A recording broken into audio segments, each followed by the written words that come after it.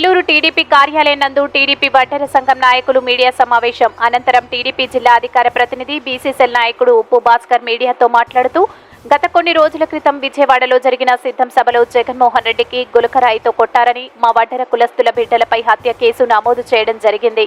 అందుకే టీడీపీ కార్యాలయంలో వడ్డెర సంఘం నాయకులు మీడియా సమావేశం నిర్వహించడం జరిగింది. ఈ కార్యక్రమంలో వడ్డెర సంఘం కన్వీనర్ బెల్లంకొండ శ్రీనివాసులు, వల్లపు మునుస్వామి, బండి ప్రసాద్, ఉప్పు కృష్ణ, మల్లి సుబ్బారాయుడు, అధ్యక్షులు గుంజి సుధాకర్, ఉప్పు రంగ, ఉప్పు చంద్ర, బలిపి దయాకర్ తదితరులు వడ్డెర సంఘం నాయకులు, కార్యకర్తలు పాల్గొని పెద్ద ఎత్తున మీడియా సమావేశం నిర్వహించారు. అనంతరం ఉప్పు భాస్కర్ మీడియాతో మాట్లాడారు.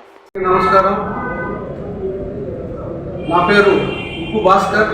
నేను జిల్లా అధికార ప్రతినిధి, తెలుగుదేశం పార్టీ బీసీసీఎల్ మరియు ఏహో బీసీ సంఘం కమిటీ జిల్లా కమిటీ మెంబర్. నేను ఈరోజు ప్రెస్ మీట్ పెట్టడానికి ముఖ్య ఉద్దేశం ఏంటంటే, గత వారం రోజులుగా ఈ రాష్ట్రంలో జరుగుతున్నటువంటి పరిణామాలు ప్రతి ఒక్కరు గమనిస్తున్నారు. ముఖ్యమంత్రి జగన్మోహన్ రెడ్డి గారు తన సభలకి జనాలు రావటం లేదు. నేను జనాభాలో వెనకబడిపోయి వాళ్ళ అభిమానాన్ని కోల్పోయాను, వాళ్ళు నన్ను ఆదరించే పరిస్థితి లేదని చెప్పేసి ఒక దుర్మార్గమైన ఆలోచనతో ఈరోజు ఎవరైతే పేద వర్గాలు ఉన్నారో, రెక్కాడితే డొక్కాడని శ్రమజీవులు నిత్యం పనిచేసుకుంటూ ఏ వ్యక్తుల మీద, ఏ సంస్థల మీద ఆధారపడకుండా తమ రెక్కల కష్టంతో పనిచేసుకుంటూ నిత్యం కుటుంబాన్ని పోషించుకుంటూ బతుకుతున్నటువంటి బడుగు జీవులైనటువంటి వడ్డెర్ల మీద ఈరోజు ఒక దుర్మార్గమైన ఆలోచనతో మీకు సానుభూతి సంపాదించుకోవడం కోసం మా వడ్డెర బిడ్డల్ని బలి చేయడం దుర్మార్గం కదా జగన్మోహన్ రెడ్డి గారు. ఈరోజు విజయవాడ నగరంలో మీరు వెల్లంపల్లి శ్రీనివాసరావు అనే వ్యక్తి పశ్చిమ నియోజకవర్గంలో పోటీ చేసి పోయినసారి ఎమ్మెల్యే గెలిచారు. ఈరోజు మీరు ప్రజాభిమానాన్ని అంత గొప్పగా చూరుకున్న వ్యక్తి అయితే మీరు పశ్చిమ నియోజకవర్గాల నుంచి పారిపోయి సెంట్రల్కి ఎందుకు వచ్చారు? వెల్లంపల్లి శ్రీనివాసరావు గారు, మీరు ప్రజాభిమానాన్ని కోల్పోయి సెంట్రల్ నియోజకవర్గంలో కూడా నాకు ఇక్కడ జనాదరణ లేదని చెప్పేసి మీరు ఒక కుటిల నీతితో కుయుక్తులు పన్ని ఎవరైతే చీకట్లో మీ ప్రభుత్వం ఫెయిల్ అయిపోయి మీరు భద్రతా వైఫల్యాన్ని పొంది అది కప్పిపుచ్చుకోవడం కోసం మా పేద బరువు వర్గాలైనటువంటి మా వడ్డెర బిడ్డల మీద అన్యాయంగా గులకరాయేశారని చెప్పేసి ఒక ఎత్తుకుంటే కేసు పెట్టారంటే ఇది ప్రతి ఒక్కరు నవ్వుకుంటున్నారు. ఈ రాష్ట్రంలో గులకరాయితో కొడితే మనిషి చనిపోవడం ఏంది, దాని మీద హత్యాయత్నం కేసు పెట్టడం ఏందనేది ప్రతి ఒక్కరు గమనిస్తున్నారు.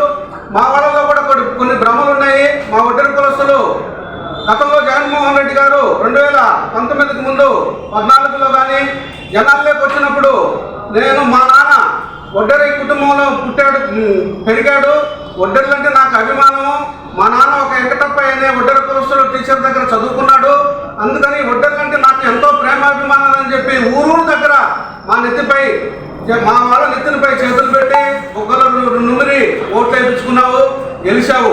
గెలిచిన తర్వాత మా వాళ్ళందరూ కూడా జగన్మోహన్ రెడ్డి మనకు భలే కిరీటాలు పెట్టేశాడని చెప్పేసి భ్రమలో ఉన్నారు. ఈరోజు ఆ భ్రమలన్నీ తొలగిపోయినాయి.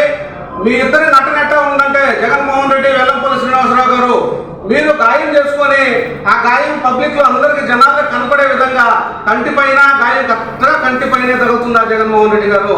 ఒక వ్యక్తి దూరం నుంచి చీకట్లో రాయి విసిరితే అది కరెక్ట్గా కన్ను పైన తగిలిందంట, గీసుకుందంట. దానికి స్టిక్కర్ తగిలించుకొని జనాల్లోకి వచ్చి సానుభూతి పొందే ప్రయత్నంలో మా వడ్డెర బిడ్డల్ని బలి చేశారు.